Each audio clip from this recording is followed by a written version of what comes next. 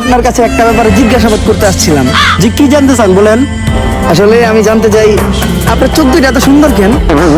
Sir কি কইতাছেন আপনি? এটা আমরা এই জায়গায় একটা মার্ডার কেসে তদন্ত করতে আইছি। ও সরি, ভুলে গেছিলাম। আসলে আপনার চোখের গভীরতা এত যে ওই জায়গায় আমি পাই না ঠাই। আপনার চোখের দিকে তাকাইলেই সবকিছু ভুলা যায়। আচ্ছা, এখন আসল কথায় আসি। রিসেন্টলি এমপির ছেলে মার্ডার হইছে, তো ওর সাথে আপনার কি সম্পর্ক ছিল? ও তো আমার বয়ফ্রেন্ড ছিল।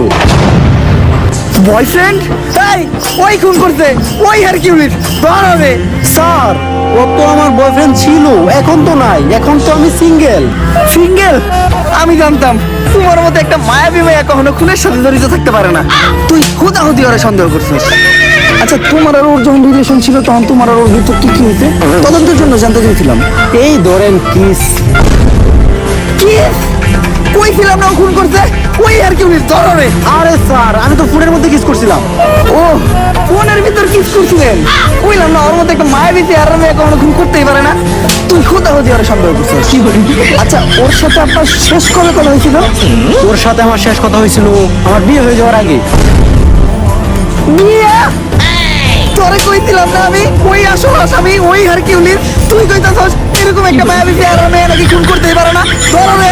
এই, আপনারা যে আমাকে ধরতে আসছেন, আপনারা জানেন কার সাথে আমার বিয়ে হয়েছে? কেউ কি পরিচয়?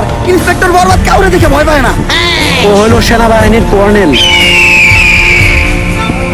এই গিল্লো কই যাস? স্যার চাকরি বাছাইবার চাইলে